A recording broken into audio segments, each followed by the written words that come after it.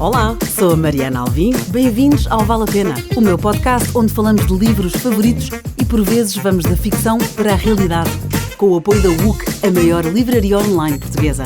Fiquem por aí, vale a pena! Chimamanda Ngozie Adichie is a Nigerian author known for her powerful storytelling and exploration of themes like feminism, post-colonialism and immigration, gender and identity. Born into an Igbo family in Enugu, Nigeria, she grew up in Nsukka, where she studied for medicine and pharmacy for a year and a half and then later moved to the US to pursue higher education, where she attended several universities, including Yale. She holds up multiple degrees, earned a bachelor's in communication and political science, a master's in creative writing, and another in African studies.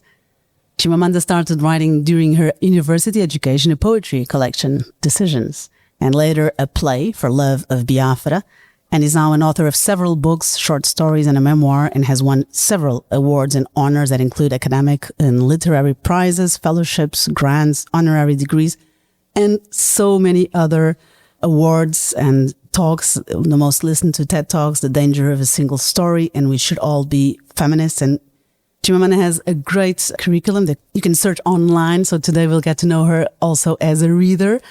And despite having a hoarse voice today, thank you so much. It's an honor to have you. Thank you for having me. So I'm saying all this, this podcast is about artists as readers. What do they love to read? And when I heard about you, I have heard about your books, but I haven't yet known you as an author. So I had this actress coming to my podcast and she mentioned Americana.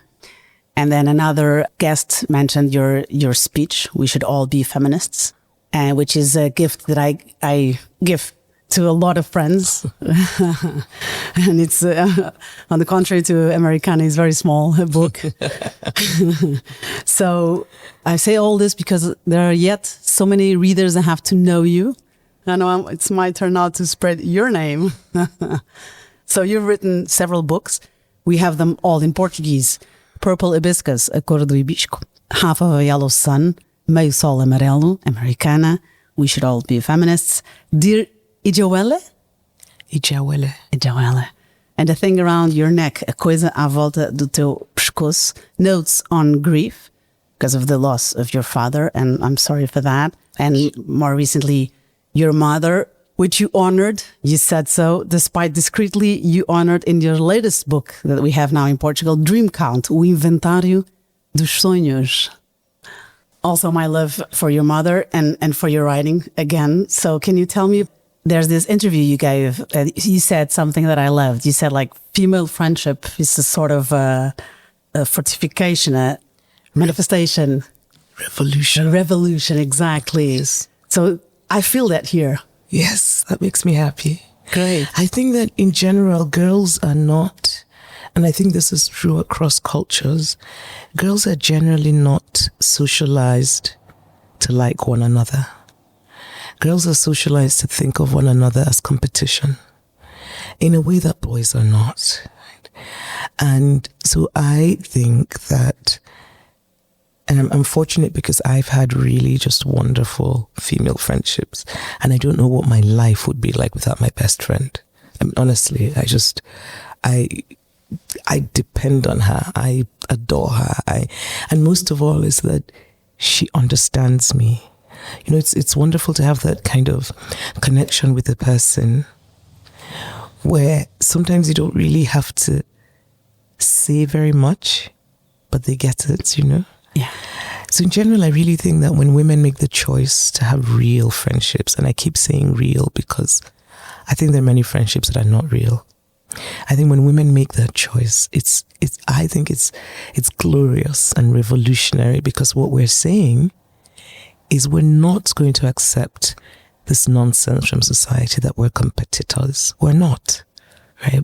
We are, in fact, united. I mean, I really love that idea of real female friendships. And when you see them, when I see them, not just mine, but when I see them, it just makes me very happy. It makes me very happy. And you can get the best of them in that friendship. For example, the characters from your book, you have Chiamaka, Zikora, Omalogor, and Kadiatu. my favorite one, of course, Kadiatu. But then, for example, Omelogor, I didn't love her that much in the beginning, but then as a friend and cousin of Chia, I eventually got to know her and like her more. Does that make sense? Yes, but also... So I write characters like Omelogo, and in some ways I think in my novel Americana, Ifemelo is kind of like that, which is a character, a woman whose most important goal is not to be liked. Right? Yeah. And it's always interesting. I find that I'm drawn to women like that. But I also find that your reaction is more of the norm. That's sad. So people tell me things like, well, I wasn't so sure about Omelogo. And I think she, in some way, she represents the idea of another way to be for women, right? Which is also, I think, revolutionary, because she's rejected all of the expectations on her. She's living a life that's very different from many of the women around her, and she's willing to bear whatever consequences come with that. Yeah, sure. And maybe I'm being a little judgmental. No, I think we should be judgmental. I think we're human. I mean, I sometimes feel that this idea when people say, oh, don't judge, I'm thinking, no, actually we should. But what matters, I think, at least for me, is I try to judge with information, knowledge. You know? That's why Omelogor, I changed my opinion about her after getting to know her better. Yeah. You know, about still on female friendship, which I also value a lot. The other day, I was remembered of a sentence that I loved. It's like, when your true friends are not the ones that, of course they are also, but they're not with you when you're sad. They are the ones you want to call, not when you're sad, but when you want to celebrate. Yeah. Yes. So yeah, you have here true friends and difficult lives that explain the difficult decisions on these women. And even Zikor, and you see it from the outside, like, or Chia, I hated Darnell. But she also explained it because she's also past him, right? So yes. She's over him. So yeah, you explain the bad choices, or not bad choices, but the choices. Yeah. And a lot of people have said they were not very keen on Darnell. I'm not. I'm the norm, okay? Again. No, but the question I ask all the time is, do you recognize him? Yeah.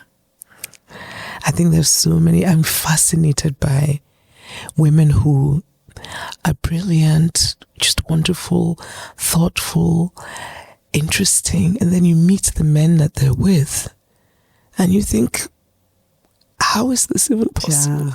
And sometimes the relationships are clearly not healthy, but the women find ways to justify it to themselves. And I'm so fascinated by this. And you have explained that very well in your book. And you have this beautiful sentence that said that. You say, like, when we're inside, we get blind by the circumstances. We get yeah. Only later we look back and we think, how could I not see this? Yeah. You know? But she tells her story with Darnell later. Yes. So that's why it's also easy for you to know what he is with even her being the narrator. Yes. Yeah. So Dream Count, O Inventário dos Sonhos, last book by Chimamanda, and I recommend all of them. And I gifted all of my friends. Actually, it was my twin brother, the first who gave me the We Should All Be Feminists. You have a wonderful brother. I do. I have a different question in this book besides books, which is 3 things you like, 2 things you don't. I read that you dislike the term Mrs. And I thought this was so funny and out of context, so I wanted to bring it up. That's very funny. I dislike it for myself. Yeah, being a feminist. Yes, I respect women who use it. My mother was Mrs. Adichie. And I know it's interesting because it's different in the Anglophone world, right? I think that in countries where the Romance languages is slightly different. But there's something that term Mrs. And in a country like Nigeria, where marriage is so prized, when you're a little girl, you're being told, you have to find a good husband. When my daughter is 9, and I remember that when she was baptized, one of the things we did was we asked our guests to write special wishes for her and hang it on this sort of little tree that we had, which was very beautiful. And the wishes were lovely, we wish you happiness, we hope that your life. But one of them said, I wish for you that you find a good husband. My daughter was maybe 5 months old. Oh my God, yeah. And I remember thinking, this is just terrible. And so I kept my name when I got married, which is very unusual in Nigeria, which actually was hugely controversial. It was in the news for weeks. Really? Everybody in Nigeria was talking about, what a scandal. She's married and she's kept her name. So my dislike of Mrs. is because I think it can be a burden because of what it represents. This idea that you've achieved your life's goal when you become a Mrs. And you have that completely in this book. And the prayers they do for their nieces or for your characters too, they find their husband. Yeah. I think in Nigeria, and I think most of Africa, it's like that. I think in Europe, it's not so much marriage as it is being partnered. Same. Yeah, not being alone. Exactly. Yeah, you don't have to have the ritual nowadays. Yes. That's true. But you need a man. It's getting better. You think? I hope. I think there are also some changes in Nigeria, but sometimes even the people who publicly talk about how this is regressive and backward, when you know them personally, they too are very invested in the whole marriage as one of life's great achievements. Yeah, condition to happiness, yes. The path to happiness. So 3 things you like. No, I don't want to use Mrs. as one of my dislikes. Okay. I chose that one, so it wasn't fair. You choose 2 things you dislike. Cockroaches. Yeah, same here. Even just saying the word makes me sick. Even a drawing or a ring. Yes. Last week I saw a ring. And why would anyone do that? Oh God, I cannot. And what else do I dislike? Oh my goodness, I wish I like so much. Okay, I dislike tarnish. So metal fittings. So I was in a hotel in New York.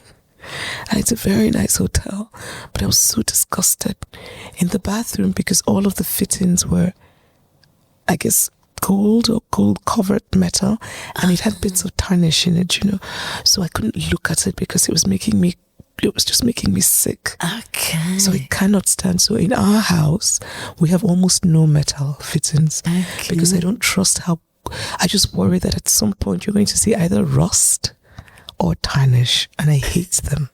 I cannot stand them. It's so funny that you asked me this, and I hadn't actually thought about it, but yes, hate. All right, now to more positive things. Yeah. What do I like? I like salads. Okay. And one of my friends thinks that it is just ridiculous. Why? Because he says to me, you're supposed to eat a salad because it's good for you, not because you like it. Well, I would love to love salads. So I like salads. But simple or like lettuce and plus or just... Yeah, just simple with really fresh vegetables. Okay, healthy you are. See, this is it. My friend will just roll his eyes. That's great because I would say I love French fries. I don't love it. So salads, I like very feminine dresses. I like spending time with people I love. That's what I really like. That's living. Yes. So let's get to know you as a reader. You had a major influence with Chinua Achebe, especially with the book Things Fall Apart. We have it in Portugal. Quando Tudo se Desmorona. I read different informations. One said that you lived where he lived, but either in the same city, of course, but was it in a college room or was it in his house? It was in a house owned by the university. That's great. So his family had lived there, they moved out, and we were the next family who lived there. So it was just a very strange coincidence. Did you know him because I know you were inspired by his work and his writing? Was it before or because you lived there? When we moved, I was 5. Oh, okay. So I knew that everybody knew his name. He was my father's friend. And the academic community, at least at the time in Nigeria, is very small. So people kind of know one another. So he was a professor of literature. My father was a professor of statistics, but they knew each other. And so it just was normal to me until later, until I was a bit older. And then I thought, my goodness, what a coincidence that I'm living in the same house as this man whose work means so much to me. Wow. So the world moves in mysterious ways. Yes. So books you loved, and usually ask beforehand, but you were difficult to catch your own tour. So I researched and I found several books you said publicly you loved reading. So I chose the ones that are translated into Portuguese, thinking of my audience. So when you were little, I found this very sweet Enid Blyton, of course, the famous 5. In English, you started reading in English. Yes. And then Meg Wolitzer, The Female Persuasion. It's in Portuguese, A Persuasão Feminina. You say in the cover, deep and authentic, a wonderful book. Do you remember the story you want me to help you? It's a college freshman who becomes inspired by a feminist, Faith Frank. And then she has this friend, Z, and her boyfriend, Corey. She goes to Princeton and she doesn't get in that college. And she's a little disappointed until she finds out a woman at speeches that talks about feminism, and she's abused by a man and she's very angry with it, and people tell her to ignore it and she doesn't want to, so her life changes. Okay, I think so there's another book, I was confusing it with another book where she writes her husband's books. That's a different one. Okay. That's The Wife. That's The Wife by Meg Wolitzer, exactly. You also recommend that one? Yes, I think I read that more recently. Okay. So in the way that sometimes you read a novel and you love it, but the feeling you have is what you remember. You don't necessarily remember the plot details. That's true. You remember you loved it. Yes. And I remember just feeling that this writer knows women. And it's always just a really nice feeling, it's not just about knowing women, that she likes women, but also she's honest about women. She's open. Yes. This author, Meg Wolitzer, she's an American novelist. She's known for her sharp social commentary, complex characters, and exploration of gender and power dynamics. And she grew up in a literary household. And she started writing. This is very sweet. She wrote her first novel by the age of 11. I did not know that. I love these details. And by high school, she was already submitting work to literary magazines. She has taught also creative writing, and her books are all in Portugal. The Wife, as you mentioned, and Mulher, The Interestings, Os Interessantes. I read that too. Yeah. And the one you mentioned, The Female Persuasion, A Persuasão Feminina. And The Wife, you have it in a film with Glenn Close. Yes. Yeah. It's easier to remember because of that. Help. Well, the book is better than the film. As always. Another book you chose, we also have it in Portuguese, Michael Ondaatje, Anil's Ghost, O Fantasma de Anil. It won several awards. Yeah, do you remember? Yes. I remember that it's one of the books that has made me cry as an adult. When I was younger, I kind of cried very easily. When I got older, I became a bit tough, so it's harder to get me to cry. But Anil's Ghost, which is so beautifully done, and I don't want to give anything away, but at some point,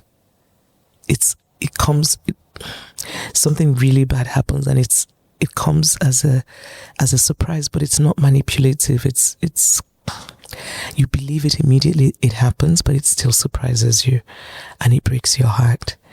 And So it's Anil is a woman who, and this is the other thing I really admire about Ondaatje. He writes women well. He really does, and this is not the only book that I think I've read. I've read a lot of his work.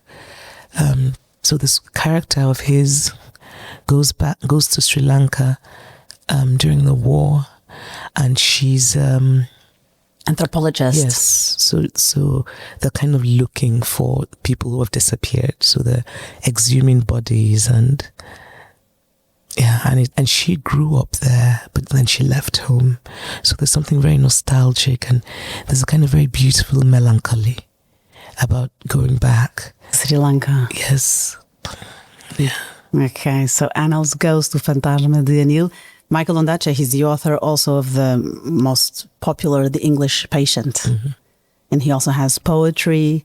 This book was just awarded 5 awards plus. I think it deserved them. Yeah. And you write about that, a man writing about women. So I don't want to keep your voice too long. You still have more interviews to give. Another book you chose, and you mentioned made you cry. I remember another book I know you loved. I remember it, same as you said before. I don't remember the story. I remember what it did to me. And it was the first book that made me cry. I was younger, of course. The Color Purple. Oh. Yes. It's one of your favorites as well. Yes. I love Alice Walker. I think is a very interesting and important writer. Yeah. And The Color Purple is very brave, but also at the same time, just the idea that God gets angry at you when you walk past a flower that's purple and you don't notice it. It's also a very beautiful, just wonderfully, it's bold, but it's not afraid of sentiment. And I love that. It's poetic, even if it's hard. Yes, and I love that. So the last book you loved, and we also have it in Portugal, Pais e Filhos, Fathers and Sons by Ivan Turgenev. I think that was probably my first Russian. Okay, a classic. So when I was growing up, I read everything. I read all kinds of things that I had no business reading. And you were too young when you started. Yeah. Even Biafra, this so important theme of your life. Yes. I started reading about Nazi Germany when I was 10. I'm a bit worried about my mental well-being, but I liked it very much. And I remember, even as a child, the things you don't fully understand. But that idea of the sort of young man who's gone off and was educated, he comes back to his sort of the country home of his father with his friend, and it's actually the friend who's the sort of kind of revolutionary with all kinds of ideas in his head and all of that. And I remember, I think, if anything, that book was maybe one of the first that made me feel grown up. You saw grown-ups, yes, changing ideas and yes, failing, and yes. And while I didn't always understand every detail, I really loved that I got it. Yeah. And I was maybe 9. You were so young, like, okay, so grown-ups can also make mistakes and change ideas and contradict themselves. Yes. Okay. Fathers and Sons by Ivan Turgenev. In the end, and I know we have to rush this, I have a surprise for you, a book to give you, and I hope you don't have it, and I hope you like it. And my choice was exactly about what you love reading, and especially what you love writing. Mm-hmm. And you mentioned in the beginning, so as you were talking, I was thinking, okay, I think I got it right. So. Dun, da, da, da. Do you know this book? No. Okay, so Alice, Sadie, and Celine, they are 3 friends. The book is by Sarah Blakely Cartwright. It's a debut novel. And reading the critics and resuming, they say, a sharply drawn trio of strong-willed women is a story of a forbidden love triangle and of the complexities of female friendship and the inextricable bond between mothers and daughters, taut, tense, sexy, and lucid. It's a mother that gets emotionally or romantically involved with her daughter's friends. This is a premise. I'm not spoiling. Okay, so this is for you. Thank you. That's very sweet. I've never actually even heard of it, so that's lovely. And it's beautiful, isn't it? The cover. Yes. Chimamanda, it was such a pleasure. It's very sweet. It was such a pleasure having you. Thank you. Thank you. Thanks for having me. Oh, that's nice.